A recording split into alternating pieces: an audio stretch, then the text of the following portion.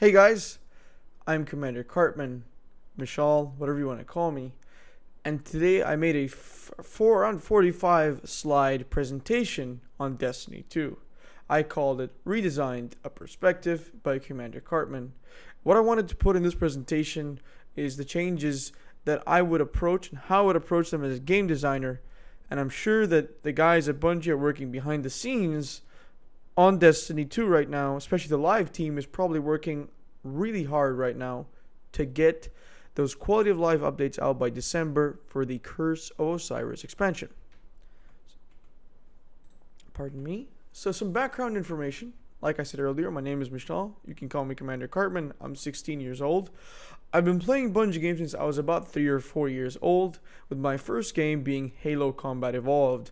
Halo Combat Evolved was by far, and still is, one of the greatest games of all time, with Jason Jones being the director of that game, and my oh my did he do a fantastic job. I'm a massive fan of both Halo and Destiny. I actually have some memorabilia to the left of me. And I'm also a big fan of Bungie. I'm wearing a Bungie t-shirt right now. The old crest, as you can see. For my birthday, my 16th birthday, I visited Bungie on August the 14th, 2017. What I was met with was the most wonderful people. And nothing I'm going to put in this video is critiquing individuals like, let's say, Luke Smith's decisions, but rather his work. So I'm going to criticize Luke Smith's decisions and not Luke Smith himself. Luke Smith is a great guy. He's a really good guy. I've never met him, and I really wanted to, but let's move on. I have experience as a player from playing a ton of MMORPGs. World of Warcraft is a game I actively play until now. Black Desert Online and Guild Wars 2 are games I dabbled into and really liked certain design decisions that their game designers have made. But overall, I still think that World of Warcraft takes the cake. Something about Blizzard magic. And take this easy. I don't want you to think that, oh, this is just Commander Cartman voicing his own opinion thinking he's the Don. No, it's just a design perspective from a different point of view, which is my point of view as a person. So, further background information. This is the pictures I took, that my mom took, and that Jerome Simpson security at Bungie took over there. When I visited Bungie on August the 14th. I had a great time over there, and Mr. Parsons, who is the CEO of Bungie, Pete Parsons, your management shows. I walked into the second floor, development floor. I wasn't allowed to take any pictures, and I was met with truly an incredible atmosphere. It was such a well-managed place from what I saw. Again, I don't work there. I merely visited. So, Mr. Parsons, from what I heard, you're a great CEO. Keep it up. I also wanted to thank Adam Pino, who contacted Cosmo personally to get Miss Christine Edwards, who is a senior foundation manager, to schedule my tour. Had it not been for Adam, I wouldn't have had that incredible experience. I would probably not be making this video. And he truly, because of one small gesture, will alter my entire future. Honestly. I wanted to thank Rachel, Forrest, Glenn, Dylan, Mark, Kevin, and everyone who I got to meet on that wonderful day, especially Deej. You all know who he is, and Deej, you're such a gentleman. Truly, you're an eloquent individual. And I really wanted to meet Luke Smith, game director, Mark Nosworthy, part of the leadership team, Steve Cotton, world lead, Jason Jones, co-founder of Bungie. What more can I say? Sheik Wang, incredible guy. I mean, he's basically the foundation of art for a lot of Halo and Destiny. Lars Bakken, one of the PvP leads. Christopher Barrett, art director. Christopher Barrett's artwork is absolutely incredible. Jason Sussman, environment artist. Emmy Chung, social lead. Jay Wineland, who is the audio director. David Shaw, who is the PC port director, I believe, with Adam McKay. Cosmo, obviously, community manager. Cosmo, Irk, who's also one of the community guys, Dave Samuels, who did one of the VFX jobs, Kevin Yanis, also one of the PvP guys, Luke Timmons, and of course, I wish I got to meet the guy that actually helped me so much by doing the small gesture, Adam Pino. Luke Timmons, you got old. I saw you when I walked in at 10 a.m. and I saw you next to the door, and God, you got old. So, moving on from the people that work at Bungie, I want to talk about the design pillars of Destiny 2. So, from pulling the source in of the DRE, there are three major key design pillars that Luke Smith said: a world that pulls you in, amazing things to do, and always someone to play with. Jason Jones referenced a world that pulls you in 3 or so odd years ago, and he said, I want people, when they walk past television and they see someone playing this game, to be interested in and sort of wanting to take a look at what they're doing on the screen. And Destiny always succeeds in that, especially the art direction of the Cosmodrome was an instant allure for the trailer. It was just such a beautifully done locale in Destiny 1 that the art direction it always holds up. The Bungie's art team is all the way over here. They're just amazing. They're fantastic. Amazing things to do. Yeah. About that, there are some amazing things to do. The Leviathan was great. Most of the strikes were pretty good, and the overall experience was okay, but it didn't exceed my expectations, but also sort of met them. Lost Sectors. So Steve Cotton went on about in the DRE about Lost Sectors and Adventures, and I think that those were great additions, but there needs to be more work put upon them to be more replayable. And thankfully, in Curse of Osiris, there's going to be modifiers and buffers being added to Adventures and to change them and alter them to make them far more interesting. And here's one that Luke Smith said, always someone to play with. And I think this is a very gray area, because someone to play with, in my opinion, is not someone that's just standing next to you during a public event. That's just someone who's in the same instance as you, but you're not actually playing together. Playing together is more than just being in the same instance and shooting baddies or aliens. Playing with someone is experiencing the game with them. So doing a raid, doing a 3-man strike with your friends, conducting PvP in the Crucible, or doing Trials of the Nine with your friends. Those are all engaging experiences that forge these great bonds that bring us closer together. And I think that's what's always someone to play with, is you have a community that you can depend on. And Emmy Chung, who's a social lead in Destiny, brought up some great points that only a certain percentage of the people completed the raid in Destiny 1, specifically talking about Vault of Glass, Crota's End, Wrath of the Machines, and King's Fall, the 4 raids, which are all excellent in their own respects. Not a single one, not even the Leviathan, falls short of that 10 out of 10 Bungie expectation. The raid was fantastic. The Leviathan was great. It really challenged us when we broke down and tried to figure out the mechanics. So, questions to ask myself, a designer: what's fun and what isn't? I mean, this is really just simple. I mean, Jason Jones said that, if he doesn't find something fun in the first 5 minutes, he'll just stop playing the game. I would ask myself as a developer, how would we engage? So me, if I had a leadership team next to me, how would we engage the players for weeks and months after release with the same consistent content? And that's actually a very difficult question to answer, because despite Destiny 1 being a critical failure, there's no other way of putting it, the community kept playing the game. And Angry Joe said it's a grinder's paradise, because it was. You really, really had to grind to get things. And that almost created a very World of Warcraft vanilla and Burning Crusade, so like pre-Cataclysm, pre-nerf Cataclysm environment, where you actually had to really work for stuff. Like, really work for stuff. You had to grind your eyes out for stuff. And I think in Blizzard's respect, the game started changing during Wrath of the Lich King to become at least a little bit more accessible, and over time through post-nerf Cataclysm, and then into Mists, and then Warlords of Draenor, things really started going down, and then now Legion's back up. But going back into Destiny, how can we keep luring players back into the world? So when I mean world, I mean patrols and what goes down there. So Flashpoints was a great step in that direction. Honestly, flashpoints were great. There's no way of denying it. Flashpoints really kept me coming in every single week and going and doing public events. And this is one of the things that I'm sure Steve Cotton, as a world lead, and his team nailed right on the head on, was public events. This was one thing they wanted to get right, and they did. There's no denying that public events are a million times better in Destiny 2 than they are in Destiny 1. And I'm so glad about that. It's one of the things that I'm so passionate of, is just the public event experiences. And how can we entice them to play more?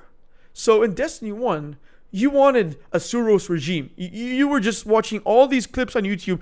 Oh my god, a Suros regime. It's the best gun in the Crucible right now. This is in year 1 we're talking, when the Suros dominated the meta. And people would grind their eyes out for it. And you'd get these great things like, you'd have a post Carnage or post activity rewards where Bungie would drop the bomb on you and you'd get a Gallarhorn, you'd get Suros Regime, you could get the coolest weapons from post Carnage activities. And how do we always have someone to play with? This is another controversial point. I don't think that the game is a very social game. Actually, I feel very isolated when I play Destiny, even in comparison to modern World of Warcraft, which is considered to be devoid of community. I still feel more community there than I do in Destiny. And I feel a very tight community of just my friends, but I don't feel a greater circle. And I'm going to go elaborate later on in this presentation on how maybe Emi-chan could relook and take a step back, and maybe how they can reinforce and change the systems in the way.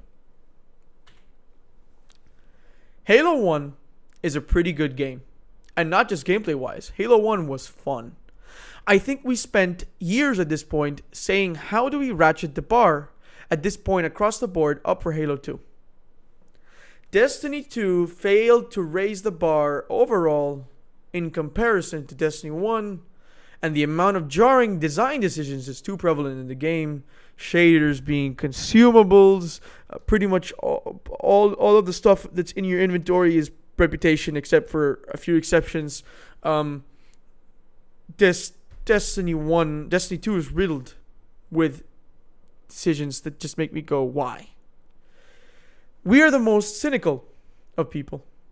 If a game doesn't entertain us in 5 minutes, we stop playing it. And this is Jason Jones' quote that he said in the Halo 2 documentary. And oh boy, is it true. So, how do we entice players to play the game? Loot is one of them. I'm sure you can all recall memories of some of these weapons here. The Hung Jury was, in my opinion, one of the stars of Year 2 Destiny. It was a guaranteed thing you could work for. And it was such a bar setter as a PvE weapon. I can't even imagine doing King's Fall without it. The YO9 longbow synthesis, that sniper was amazing. With short gaze and with the right perks, you could get a truly impeccable sniper rifle. The Grasp of Malok. That weapon gives me nightmares in just how many times I had grinded it using the glitch, I admit, Bungie, in order to get a god roll. I got an amazing, amazing roll.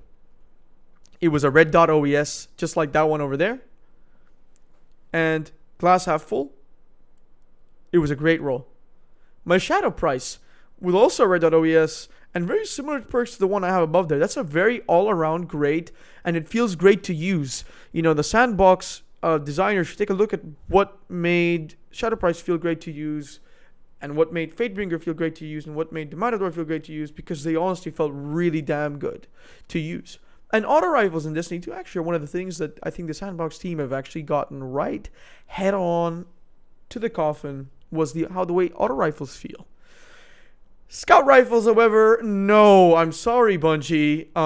They need work. They need a ton of work, actually. The Hungry SR4 is the exception in Destiny 1 because it's such a powerful weapon. But really model your Omolon weapons after that. The Matador 64. I have nightmares in my sleep of this weapon. My friend Waleed Dawns used to tell me stories of his Matador sniper.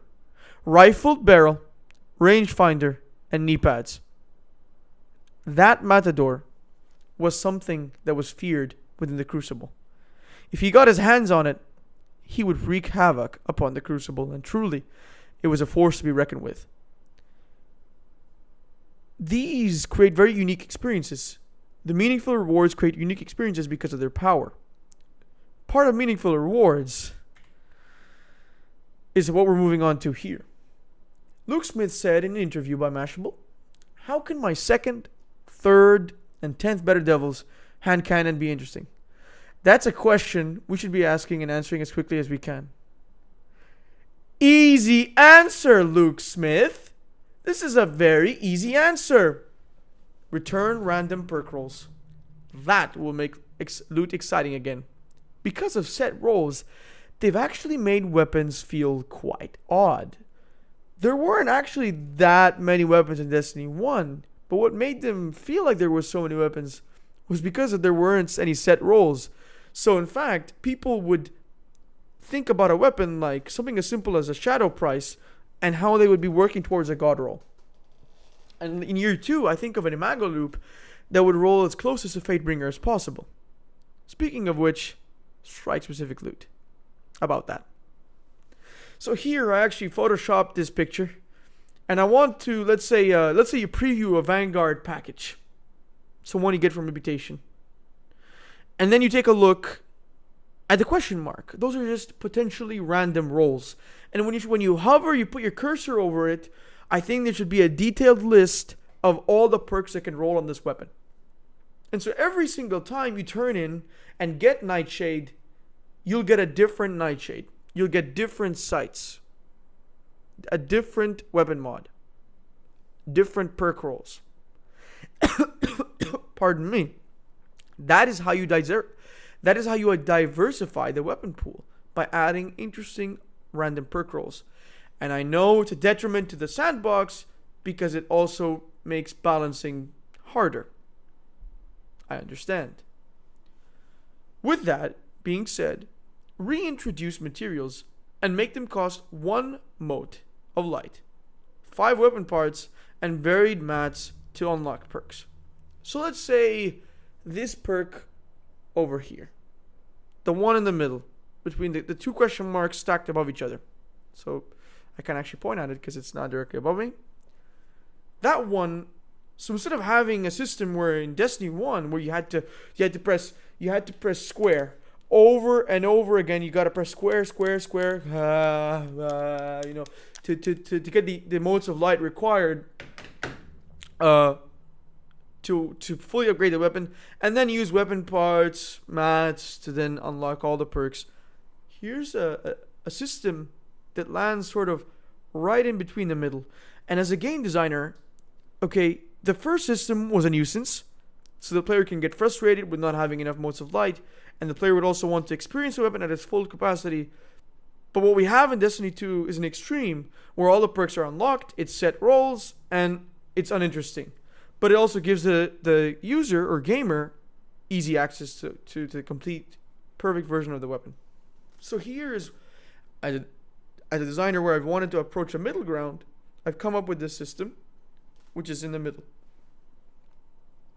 Reintroduce modes of light, and by having what I said earlier about that 1 mode of light, 5 weapon parts, and the varied materials, it also entices you to go back out in the world and explore, or use legendary shards, like you could use legendary marks in Destiny 1 to purchase mats. To actually farm for them was what I found to be a very MMO-like experience. It's like you're farming for materials for your professions in the world of Warcraft. And I think it heightens that MMO experience, or that shared world experience, that you're a part of a world rather than just a theme park game. And because you're spending more time on foot, you're going to be spending more time on the open worlds that the environment artists like Jason Sussman have created. So you're spending more time taking in all that beautiful flora, all the huge environments that they've made, and you're also collecting mats, doing adventures, doing lost sectors, and doing public events. Bungie, return random perk rolls. Luke Smith, take a look at this. Progression. So, sadly, you take a look at the inventory screen above there, and most of what's there is just tokens. Tokens. You got the Vanguard tokens, the Crucible tokens, the EDZ tokens, the Nessus tokens, and then you have the interplanetary materials that are also reputation. Most of what's on that inventory screen are consumables. Other for an XP boost and some other stuff, it's all just reputation. That's sad. That's really sad. Because you could have expanded systems where you had materials to build exotics or some sort of quest system that you could have built. Speaking of which, I get to quests later. So you take a look at Destiny 2's, and it's just not the same as the first one. Where when you take a look at Destiny 1's, which I'm going to go to, I'm actually going to skip ahead for here. So Destiny 1's is really nice. Just look at it. You have the consumables like the heavy ammo, now power ammo synth, primary, and special. You have your increased glimmer gains. You have your 3 of coins, your key. On the left, you have your mode of light, which used to upgrade your weapons by increasing the experience that's on the weapons. You have the Taken King stuff that unlocks the, wouldn't say public events, but it's the quest. You know, you can go through the quest systems, and it's sort of like quest-based items for the materials up there. And Court of Oryx, it unlocks Court of Oryx, and so I find that really cool. I think we could have used a very similar system like Court of Oryx. Court of Oryx was great. Then, of course, you have like Spin Metal and Relic Iron and all the rest of them, which I thought were great additions to the game because you had to go through planets to collect materials. And those nuisances actually, I think, are better for the player because it's the same sort of MMO experience that World of Warcraft used to provide. And in recent memory, it turned out that vanilla World of Warcraft's sense of progress wasn't all rose-tinted sunglasses. They were actually progressive and made the player feel like I'm actually working towards a goal. Every single day, I'm going to collect mats. I'm going to gear up my weapons to this. I'm going to have armor materials as well and weapon materials, and I can use them to unlock perks. So moving back. Rename Legendary Shards back to Legendary Marks. I thought Legendary Marks were great. I think they sound far better, and the icon over there is much better. And reintroduce Vanguard and Crucible Marks. The execution of that, as a game designer, I would slightly alter the system of the first one, where you needed Legendary Marks Vanguard Marks and Crucible Marks to buy, let's say, Crucible Marks for faction weapons and Crucible weapons, and Vanguard was for Vanguard only. It would be very interesting for Bungie to take a look and introduce PvE gear and PvP gear. So gear that's better stats and perks that are better geared towards PvP, and perks and stats that are better geared towards PvP. And I mean gear meaning armor and potentially weapons, depending on how they'll work out that system over there.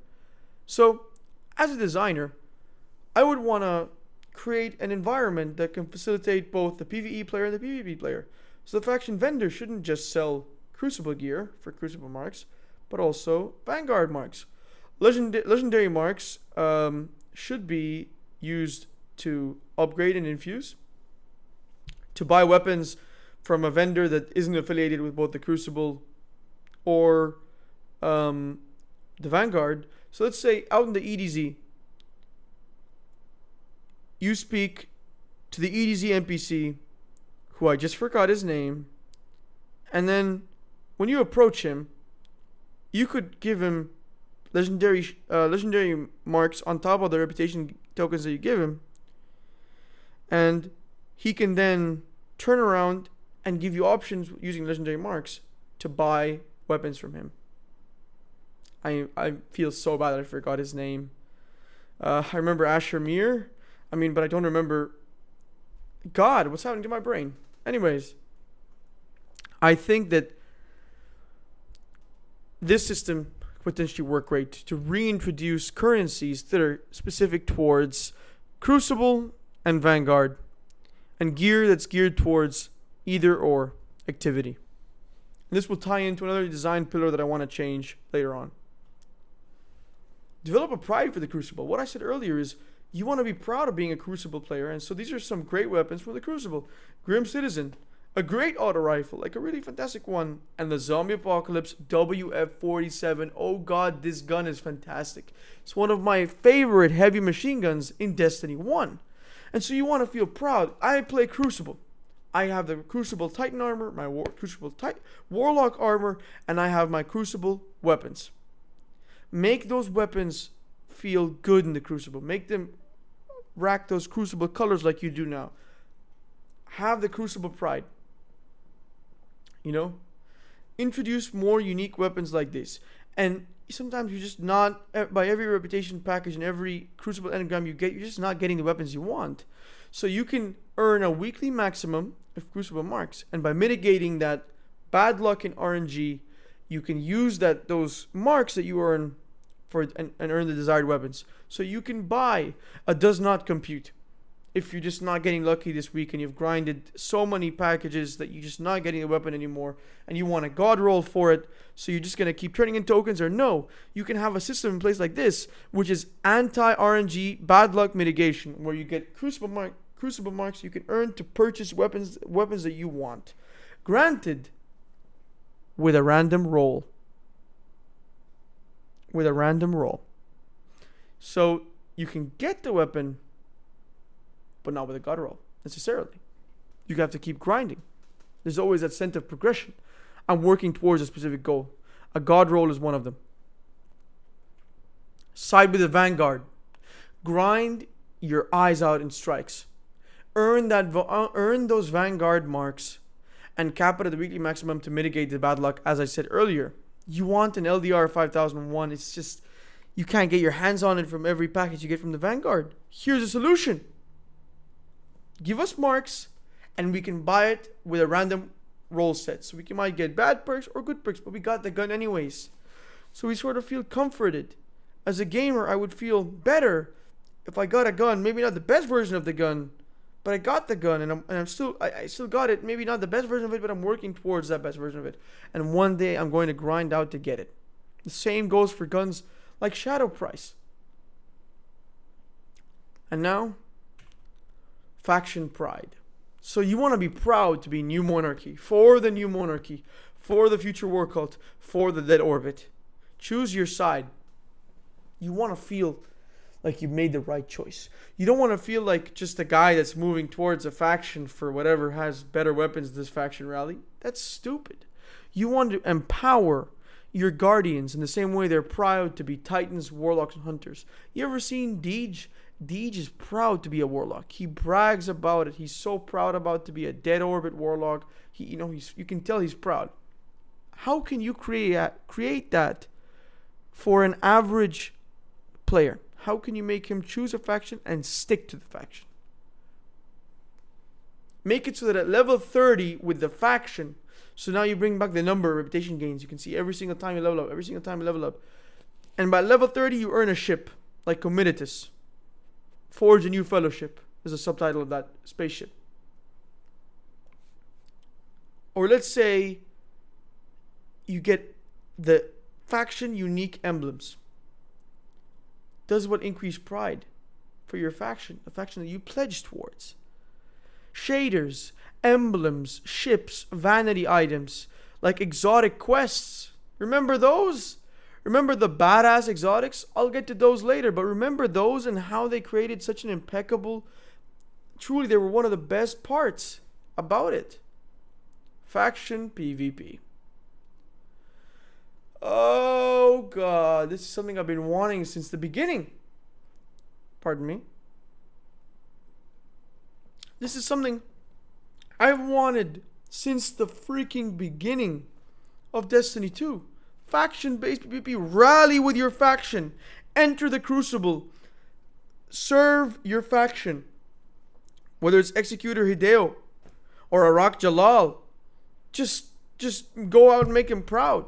Enter the Crucible and destroy your foes in the name of the New Monarchy, in the name of the Future War Cult, or in the name of the Dead Orbit. That increases the sense of faction pride, where you stick to a faction not necessarily because of the best weapons, because you stick to them because you're proud to be of the New Monarchy, Future War Cult, or Dead Orbit.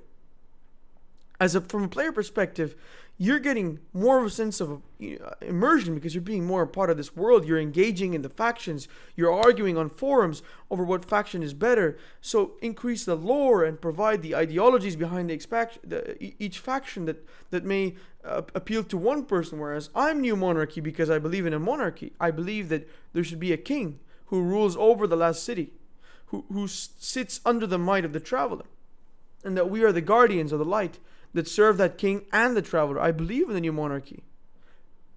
I don't know. I'm not a lore master, so I may be getting it slightly off there. And for future War Cult or Dead Orbit, where you want to you believe in, screw this. I don't care about the traveler. I don't care about the light. I just want to get out of here. Screw our solar system.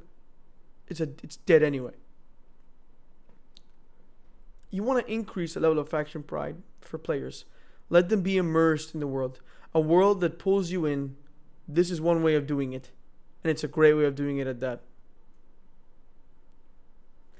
So that's what I said. Introducing faction milestones. So new and unique emblems with each specific rebels. In the same way as we did earn them in Destiny 1. An exclusive exotic gear when you hit, let's say, rank 25 or 30. And a quest is then made. So you'll have a quest to get your exotic faction gear. Which not only increases reputations but provides added benefits in order to really create a reason to go out and get those weapons. That's what we want to give the player. A reason to go get that gear. A reason to choose a faction. A reason to stay with that faction. And a reason to continue with that faction. Reintroduce a reason to rank up factions. Other than gear and shaders now and the one emblem you get. Reintroduce the faction emblems. The ones where you got the crown of the monarchy. You know, someone sees it and goes, oh, Omen of the Dead. He's been playing New Monarchy for God knows how long. How long has it got for him to take that emblem? A lot of time, right? The same for the future War Cult emblems and the same for the New Monarchy emblems. It's a two-way street. I thought they were great. I thought it made me feel like, oh, I want to get the Executor's Mark. And all my boys who got it, you know, I wanted to make them feel that pride. I wanted to make them feel good by getting those emblems, by getting those vanity items that put you above other players. Because if everyone's special, no one is. Like I said earlier, ultimately this is what I want. I want Bungie to reintroduce faction-based exotics where you hit a certain milestone or level where you can move forward and complete the exotic quests. It also adds that level of vanity, like I said earlier, of players that truly want to get that 100% and track and unlock every weapon and every item. And this is one way of doing it. So this is a mock-up I made on Photoshop. It's Xur in what appears to be Titan, the moon. And you can see he got the dubious volley. I'm not going to stop calling that word of call. No, it's a dubious volley. And you got the ADC0 feedback fence, ACD0 feedback fence. And here, added a Curios. So, there's so little for Curios that I can think of in Destiny 2. I only have 2 there because I made a design point earlier where I wanted to reintroduce modes of light in a way that could be beneficial to the player. And reintroduce heavy ammo or power ammo synthesis because people in the Leviathan, you think of raid terminology. And in Khalis, the final boss, I don't have enough ammo, was probably the one that I heard most. I kid you not. Another very interesting thing I'll actually even move my thing for is I actually over here put a countdown. Time until Xur leaves. This would be very cool. Just a cool little extra added detail. Put that on the bottom of the priority list. I just added to the Photoshop thing for the sake of adding it. So I went over this earlier. I want to be moving on past this. Why was this removed? This is my biggest question. The progress or quests tab as renamed in Year 3 Destiny. So, you could have had the Red War here. You could have had other long-term adventures, so long-term quests like Crucible quest. Remove them from the milestones. Have the milestones as the flashpoint, the raid, what you want to complete weekly. So weekly goals rather than a quest line, which is for an exotic or story or experience, which you put in a quest log, a proper quest log like Skyrim or what you have here in Destiny 1. And bounties. Where's Xander 9940? He's gone. Either they repurposed him, I didn't see him there because bounties are gone. No, let the player go into the tower and recreate meaningful bounties. So you remember those strike bounties we used to get for Zavala for the Nightfall every week? Oh yeah, what happened to those? Those diversified and made the Nightfall very interesting. They gave me a reason to do them every single week. That in year 3 I had the chance of re-getting the Icebreaker, a weapon that is loved by the community. It's one of the community's favorite snipers because of its regenerating ammo. You could have easily put Xander there, given strike bounties, vanguard bounties that you have to go out into the world and explore, specific world patrol bounties. This would be very interesting. You go to Nessus and you get to do amazing things with Failsafe. You get to talk with Failsafe, talk it over, do a bunch of quests and bounties that you get all the way from Xander at the tower or the farm, which is not even really used, sadly. Reintroduce the subclass depth. One of the things that I always spent my time doing was constantly changing and adjusting my values in the raid. If I needed to move and be very versatile, I would have my agility and skate all the way around across Wrath of the Machines, and or if we're doing Death Zamboni, my agility would be all the way up, and I'd be skating across, picking up the parts needed to rebuild the Death Zamboni and complete that raid encounter. So look at what made the Destiny 1 traits and tree build in depth, where each perk choice mattered, where you could mix and match because it's no perfect thing. That's where I think it gets right. 100%. That was one of my favorite parts of Destiny 1. Another thing is to put armor recovery and agility away from the actual armor pieces and back into the subclasses. Maintain the same tree design and how beautiful it looks in Destiny 2, but add the level of depth that was present in Destiny 1. Reintroduce strength, discipline, and intellect. Pardon me, I made a mistake there. I meant intellect. Make them affect the super, the grenade, and the melee cooldowns like they did before. This was one of my favorite parts, is reaching that tier 12 and getting everything, or at least 9 of them up to the maximum amount. So I'd always have super and grenade and sometimes melee if I was playing Bubble Titan, Defender. Aims for player versus environment. So I haven't really had any moments where I'm screaming, not in outrage, but in, emotional intensity because of what I'm experiencing on screen. I call them Gallarhorn moments, where people go ballistic on because of the gear that they earn, and it creates these memories and stories still about Destiny when they leave the game and venture back into the real world. I talked to my real life friends about, my friend Nawaf Al-Ajmi and I went crazy in Destiny 1 the day I got Gallarhorn from PoE, or the day we managed in Age of Triumph to bring down Atheon using just damage over time from the Sunsinger grenades. Those Gallarhorn moments that get people amped up, that get people hyped. I only really saw that when the world first happened, where people were really like, whoa, this is incredible. And they're all gathering together.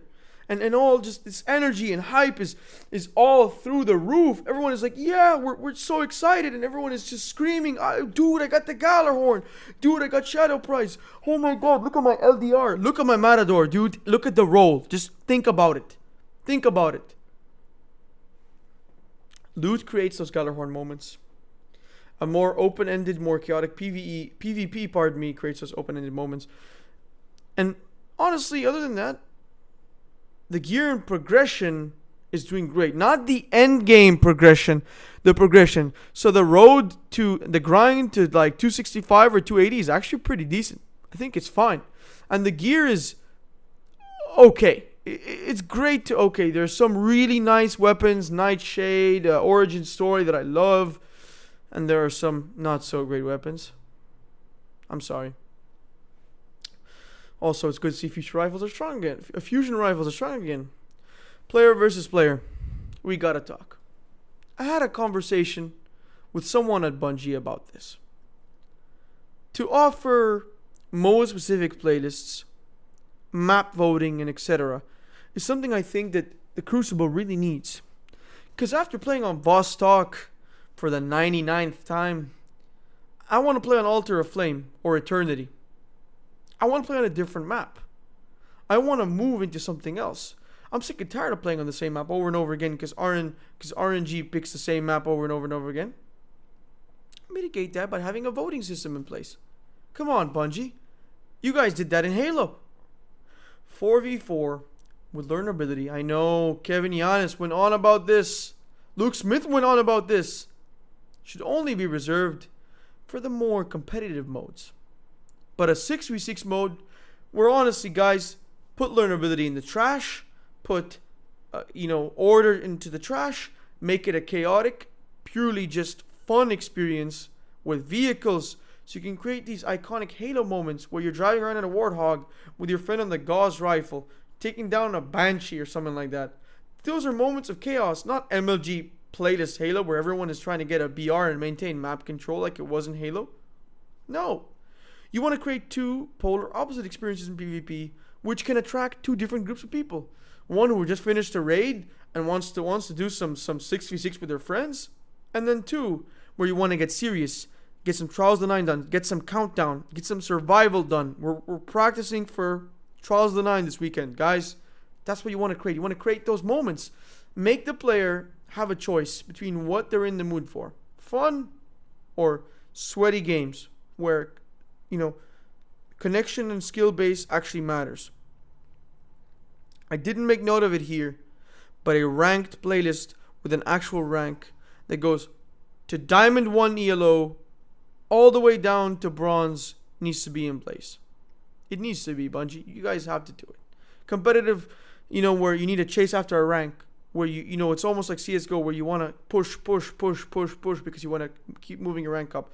And the same goes for Overwatch, Blizzard's other game. Time to kill is actually fine. Thanks to Halo Reach and Overwatch, I'm sure many of the folks have played Overwatch at work, and I've seen that the long time to kill is actually pretty decent. I don't think that a long time to kill makes it easier or harder necessarily. I think it's the Halo touch that Destiny 2 needed. And I know that Destiny's not a Halo. I know they're completely different, but it's also good that one learns from the other at times. Internally, please try this. Earlier I said make PvE gear and PvP gear, and it would be very interesting for you at Bungie to try separating PvE and PvP. Just give it a try. Give it a shot. Personally, as a designer, I think that the consistent experience, neuters creativity, and the amazing feeling and power of weapons that, let's say, Fatebringer or Gallarhorn could have. I believe that removing the extra perk choice with exotics was stupid. It's that removal of customization. Like, I used to have my Monte Carlo with high caliber rounds for some reason. Recoil was through the roof, but who cares? Right? I just liked it that way. It offered me a choice as a player. I have a choice to make. And I had that choice with exotic weapons and with the PvP meta. Now, it's all in favor of balance, right? Right? Come on, Lars. Take a look at this. Work with Josh Hamrick, who does the sandbox team, and come through something. Come through a system in place where you know what? PvE and PvP, they're balanced separately. You know what? Let's try PvP 60 FPS, PvE 30 FPS. Because PvP, it needs a different spectrum of focuses. if you try and make them all the same, you don't have these crazy, amazing weapons and exotics that you have anymore because you're trying to balance the game. So you're new to the creativity. No. Give it a try. Just give it a try. Just do what we always did in drama class. Get up on your feet and try something. Put it in the game and just try it. I know it's not as easy as that. I know you have to go testing in so many different phases. But just test it internally. First, internally. Bive, brother, I feel so bad for you. This was the best part about Bungie.net. Clans, didn't care about them. Just there to have a cool little tag under my name and a roster I never really used. Just used the friends list instead. But the Grimoire, we didn't want gone. We wanted it in the game. That's all. We just wanted an interface that we could use, designed by the oh so beautiful David Candland and his beautiful bald head. You know, he's a genius. He's like a wizard. Him and the UI team, I mean, I don't know what him and Andrew G. Davis come up with, because they're literally wizards, okay? Every single time I use the Destiny's user interface, I'm like, this is amazing. It feels so goddamn good to use the keyboard mouse with a controller in a 16:9, 21:9, 4:3, 3:2 monitor. It works well anywhere. David Canlan, you the man. So we wanted it in the game. That's honestly it. It added a layer of depth to the world that simply just cannot be reached anymore with the simple lore tabs we have on some of the weapons and armor that we have in the game, especially the exotics and some legendaries here and there. Like I said just now, a lore tab is not enough for weapons and armor. Grimoire kept people like My Name is Vive, like I said earlier, making videos, as well as several other War Masters. And Grimoire was the closest thing to achievement score. You think about World of Warcraft, and it sort of represented the player experience. You got your Grand Marshal Asmongold in the clan in the guild Indestructible. He's sitting there with like 20,000+ achievement score. He's an elite player. You know, he's got all these titles and heralds, and it's all links back to his achievement score. By opening an achievement tab, you can tell immediately this guy's been playing for a while. The minute you inspect and you see a number above 4K, the guy's been playing for a while. It creates that sense of community that you see that people with higher levels than you, because by removing it, you make everyone the same. And if everyone's the same, no one's special. If everyone's special, everyone's the same. If everyone's the same, no one is special. A reason to explore the world. Steve Cotton, your team has done a great job building on what things to do in the world. As you said in the DRE, it's just so much better than just doing just patrols. But what the hell? Getting rid of dead ghosts? What? This was stupid. This is one of my favorite parts. Exploring the moon. Going into the depths of the moon. Going into basically cities sunken in sand in Mars in Destiny 1. Or exploring and patrolling the wonderful Cosmodrome. It's truly impeccable to me that they didn't take this into account. It's just jarring. It's so weird. There's just so much in Destiny 2 that makes me go, oh, what the hell? What the hell is wrong with these people? What the fuck is wrong with these people? What are they doing? It's one of my favorite parts. It's a reason. It's accomplishment. It's vanity that you have over someone else. It's say, hey, I caught every dead ghost in the game and you didn't. Get on my level. You know, in World of Warcraft, Asmongold told me once, when he went into Stormwind, which is the capital city for the Alliance, that when he saw someone with Ashkandi, Great Sword of the Brotherhood, that he wanted to hunt down that weapon and get it. And he was right. By having those people with the best armor in the game in front of your face, it motivates you as a player. From a design perspective, as me, I want people to be better than you. I want people you want to have that you can look up to and say, I want to have their gear. I want to have their emblems. I want to be like them. It creates that sense of community that just World of Warcraft sort of has now that Destiny doesn't have right now at all. What happened to this?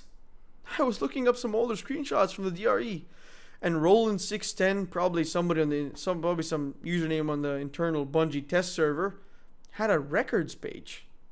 A records page. Yeah.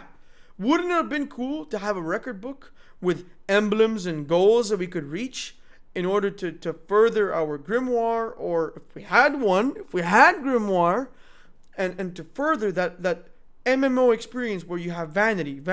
You know, I keep using the word vanity because it's true. You want to be better than someone else, and this is one way of doing it. Here's how it should look like. I made this mock-up in Photoshop in about 15 to 20 minutes. Actually, this entire slide presentation took me around 5.5 hours to compile completely and compile my thoughts on it. But it took me a lot of time. Actually, weeks of watching videos in order to come to conclusions. And here's how the page should look like. You have your quest page, your records for your record books, your grimoire, and your stats. So World of Warcraft has this as well, where there are stats in WoW. You can see how many Alterac Valley wins you got, how many HKs you got, so honorable kills you got, your overall stats, total kills. I know there's a kill tracker Ghost, but that's just like a quick way on the fly. You should be able to access your stats in the character page. I think that by offering these UI options, the player can spend more time in those menus rather than just always exploring the world. And that also gives them time to immerse themselves in a much more deeper and rich experience that Destiny 2 should be. Liz, Emi-chan, I have no doubt that you're a fantastic person with some great ideas. And I want to read you out a quote that she said in an interview. I've met some amazing people through random matchmaking, but it tears me apart when I hear stories about how people quit games because of someone who tore them a new one. Or like a jerk. Liz, I understand. There are assholes. But this is a shared world online game where we need to get some thick skin. Grow up. I get hate. I talk trash with other people online. It's a mutual trash talk competition. That's part of the experience. In World of Warcraft, you don't think Alliance players would, on the same server, back when it wasn't cross-realm, would talk down the Horde guys on Alterac Valley games that would last 12.5 hours, or God knows how long they lasted in vanilla? Of course they would. It was part of the community experience. I'm New Monarchy, your future war cult. I spit at your feet. Be one of us or you're against us. It creates a sense of community. PC. This is the biggest joke. Emi-chan, really? No general chat? No area chat? No all-team chat where you can write idiot to the enemy team? No voice proximity out in the open world? Come on, man. Do you know how many videos Frankie in PC 1080p has put out of him just messing around in proximity voice in Arma 3 or in DayZ? Those create memorable bonding experiences between players. And from my perspective, as someone who took to the social act of Destiny, Destiny's not a social game. It's all a fallacy. Someone to play with. Sure, you got a lifeless husk next to you who just so happens to be another person that you can't speak to. Let's send them a whisper or add him as a friend on Battle.net, PlayStation Network, or Xbox Live. No. Have proximity voice in the open world where you can hear people talking. That draws people to the voice chat. You know, Destiny's voice chat is dead. No one uses it. No one. I've never joined a game where anyone used it. In Overwatch, people use the voice chat. In H1Z1, people talk trash. In Halo 2, people talk trash. Dr. Disrespect, the two-time back-to-back 1993-1994 Blockbuster Video Game Champion. Do you know how his character came to origin? Guy BM talked trash on Halo 2. It created videos and experiences that people use and talk about until now. Asmongold tells me about his stories in Halo 2 that he just doesn't have in, like I have in Destiny, for example. I don't have any experiences except for one where I met one person. You're telling me 3 years and I only met one person because he actually was the first one to take initiative, and even when I do take initiative, often not replying? No. Add a general chat to the Nessus patrol, to the EDZ patrol, to all the worlds that you're going to explore in this game, so you have that bond with someone that's right next to you that you may not care of, yet you guys can have a bit of a chat while you just do your strike. You don't need to get in voice. Or if you want to, get in voice and go in proximity chat. Or you hear some Russian screaming over an exotic you just got in one of Cade 6's treasure chests. Somewhere in Nessus, you can hear him behind you. I don't know, in somewhere in Nessus, you can just hear him. Here's the thing. Have an in-game party chat system that doesn't require you to be in the same fire team. Just invite your friend to your party chat, but you guys can go your separate ways and do patrols separately, strike separately, Crucible games separately, but you're all still in the same voice chat system, and the sound quality needs improvement. PSN, Discord, Xbox Live voice chat systems are all vastly superior. And then there's also NAT issues with people that have strict and moderate connections that they just can't speak to anyone. It's sad, it sucks, but it needs work. What was fun and what was not? I'm going to use this quote again. If you always think that what you're doing is the best thing, it's not always going to be. Jason Jones, 2003-2004. He also said if he doesn't have fun in the first 5 minutes, he'll stop playing the game. Exodus Crash was a mediocre strike. I didn't enjoy it at all. Every time I got it, I was like, this strike again. Not like Savathun Song, Inverted Spire, the Permitting, where I was like, yeah, whoa, this strike again. I like this strike. Lake of Shadows, aka the bad business practices strike, exclusivity.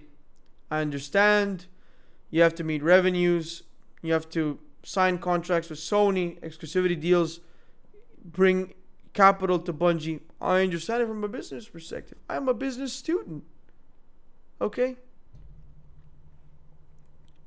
Arms dealer. Brachus. It's a nightmare. Great strike. I had a lot of fun. The Pyramidion was the prime example. It's the biggest picture here because it's the prime example. It's the best one. I mean, it was a great strike. Actually, it might be the best strike from Destiny 1 and 2. Savathun Song was really, really good. I had some really intense moments where we were about to die. Same for Inverted Spire. Rename Power back to light. LL365, LL380, LL320, LL335, LL400, LFM for the raid. Light is the pinnacle of the story in Destiny 2. That light always finds its way, according to the speaker. Light needs to find its way here and step on power and take its place. Rename power back to light. It's one of the coolest things about Destiny. Light. You had a light level. It was a unique naming mechanism for what could have been named item level or power level. Power? Generic. Light? Original. To the art team. These massive pauldrons that are currently present on the Titans. Some armor pieces, yeah. Like the very Baroque looking military New Monarchy Titan armor set. But no. Take a look at these armor sets from the Taken King and Vanilla Destiny that made me want to wear them. When I look at these armor pieces as a player, I want to wear these armor pieces. I want to wear them immediately. I just don't get the same feeling for 50% of the gear that's in Destiny 2. Take a step back and look at the older aesthetics for once. The Hunters. These are some of the Taken King sets and Vanilla sets, I believe. These are great. They really convey the sense of how hunters are rugged. You know, they're lone wolves. They're out in the wild patrolling, and they're these uncontrollable beasts that are out taming the wild, past the walls that we Titans guard. And this set over here was the one that Jason Jones and Joe Staten in the world premiere of Destiny in E3 2013. This is actually a very similar set to the one that they had shown for the first time. The body, not the helmet. This is the Taken King one. This is the Chroma one for April update. And this one I can't quite place. I want to wear this one. I want to wear that. When I see it, I want to wear it. It looks like I'm a wizard, but I'm a sci-fi space wizard at the same time. It's a combination of both. It's the fusion. Goes back to what Christopher Barrett and Joe Staten said. Mythic science fiction. That armor piece specifically conveys mythic science fiction, in my opinion. It's such a great armor piece because it truly conveys that sense of, I'm a space wizard. I look like a Jedi, but I'm also a Gandalf. And you can see, it's like these pockets make spaces for what could be potions or something else. You never know, Bungie. I have ideas for a healer class. Oh, Jesse Van Dirk. Mwah. His art is my favorite. All of his postcards are my favorite. And I'll explain to you why. He captures the magic. Is it the slight chromatic aberration in the picture? Is it the colors? Is it the scope of how the Guardians are in the center here, but the Great Wall of the Cosmodrome? Jesse Van Dirk captures it. He captures magic and mystery. A beacon of light amidst the darkness. The tower. Destroyed by the great war commander Dominus Gaul. This is the last bastion of hope for the world. Houses the guardians of the traveler that fight back against the darkness and against the threats like the Cabal, the Fallen, the Hive, or the Vex. This picture conveys a lot of what makes home to me. A place where you go back and drop your guns in the armory and spend some time brushing up on the spaceships that you take out into the field, talking with your fellow guardians as you're sort of leaning on one of your spaceships being repaired by some of the crew members there. This postcard conveys just that. With the crew getting ready to service the ship. And a ship that's also ready to go over there, it seems, or is also being serviced with a new Monarchy logo on. It creates a sense of like, this is where I want to be. I want to be in this place. It gives me a very warm and fuzzy feeling. And Jesse Van Dirk conveys it with his art.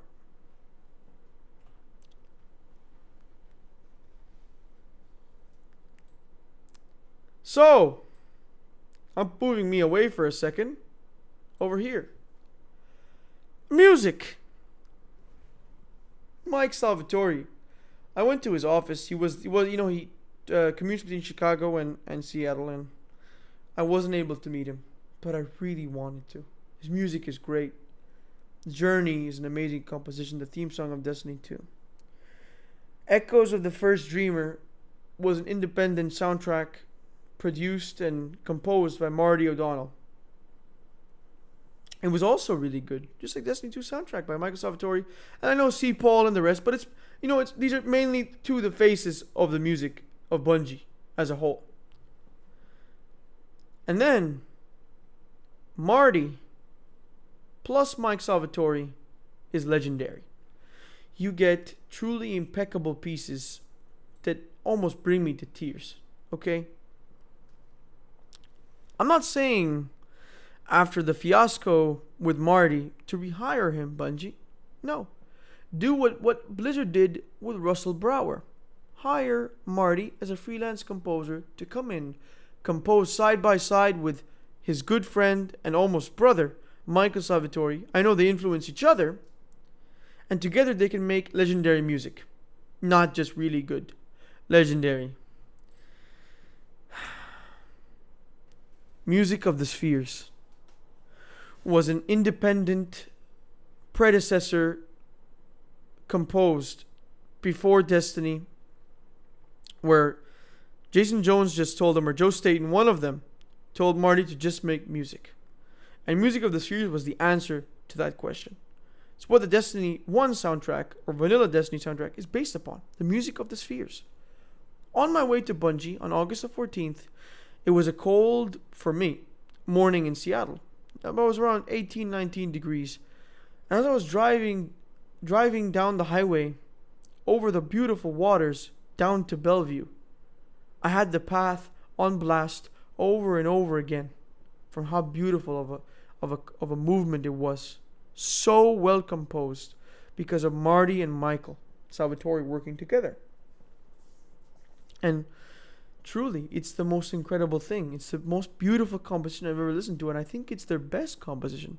I'm not saying release it, Bungie. I'm not saying that. Never forget Music of the Spheres, sure, but I'm saying take another look at the partnership between Michael Salvatore and Marty O'Donnell, and maybe just give it consideration to hire Marty as a freelance composer just to work on the music, and then let him leave Bungie, go back to his own office at Highwire. And now as we conclude, I wrote a letter to Luke Smith. And I want to read it out to him, and I hope he watches this video, and I hope he takes what I say. Dear Luke Smith, once upon a time, you were an editor or writer at 1UP, a mere journalist, and now you've helmed Destiny 2. You once wrote, Halo 2 is broken, and provided the greatest feedback to Bungie. Your story, after watching you at PAX, is incredible, and I one day hope that my involvement and feedback, like in this video, will open my door to the industry and Bungie in the same way yours has. Luke Smith, you are a role model to me. And I don't want to see you bombarded with hate, belittlement, as I open the forums every morning only to read insults, berating, and belittling of your name. It's very unfortunate. And everyone I've spoken to at my captivating day at Bungie respects you, believes in your leadership and the leadership team that you work with daily. Luke, your passion resonates through monitors. It resonates with me as an individual who plays your games. You evoke this true sense of passion. And honestly, your determination has touched my heart. I know you tried your best and your hardest to make the ship sail. But Luke, I cannot guarantee that this ship will sail for much longer. Luke Smith, do what you do best. Make games. You're a Scarab Lord, remember? That was no easy feat. And the road ahead won't be an easy feat. But I'm sure you can recreate the magic you gave us in the Taken King and the Vault of Glass. Luke Smith, you inspire me. You inspire me to persevere. You inspired me to make this PowerPoint presentation that took me hours upon hours on end. You inspire me to one day fly across the world, move to Bellevue, Washington, and hopefully one day work at Bungie. I'm so passionate about the company, the people within the company, the community that the game takes place in, the game itself, and the company as a whole. I have a connection to Bungie that I don't even have with Nintendo, with Microsoft, with 343, with Valve, with Blizzard. It's only reserved for Bungie. I wear this t-shirt with pride. I bear the logo of Bungie with pride. Luke, and to anyone at Bungie that wants to contact me or ever send me a little message, my DMs are always open at SlickMish at Twitter. And to the community, there's something that Jeff Kaplan wrote that really I resonate with. To the community, we make developer update videos so we can talk directly to you and explain what we're doing and why we're making decisions. We do not hide behind online handles or layers of community managers and PR spokespeople. Developers speak to you directly, using our real names. And if you'll allow me to speak openly for a moment, it's scary. Overall, the community is awesome. But there are some very mean people out there. All of our developers are free to post on these forums, yet very few of us actually do because it's extremely intimidating and or time consuming. It's very easy to post the wrong thing and make a promise to community that no one intended to make. Once we say we're working on something, we're not allowed to take it back. It's set in stone. Also, because we are open with you and do not hide behind an anonymous handle like all of you have the luxury of doing, we often get personally attacked and threatened. Most great developers I know just love being heads down, making or playing games. The public speaking and posting part of the job is downright scary and intimidating, and it often feels like there's no winning. Jeff Kaplan, Overwatch game director at Blizzard Entertainment. Here are the sources I cited. Thank you for watching this video. I hope you enjoyed it. But I'm going to leave with one final note. Things are getting really hectic on Reddit on the forums. And Adam Williams, I believe his name is, said it's pretty disheartening to see all the toxicity. Granted, Bungie deserves the criticism for Destiny 2. Remember that they're human beings, just like you are. That they care about the game. That they want to see the game flourish again. Luke Smith is not there to lie. He's not out to lie. He doesn't want to lie to you. But because he takes the stride of stepping forward and speaking, he gets lashed out on. And now John Wisniewski comes out and says everything he wanted to say on Crucible Radio. He's being threatened. He's being berated and belittled. And he came out and made that stride and got hate for it. Imagine if other developers did the same and made more forum posts and engaged the community more. They get hate. Thank you for watching. I put so much effort into this. To all my folks at Bungie, thank you. Thank you so much for changing my life. And Luke Smith, hopefully we'll be in touch. Bye-bye.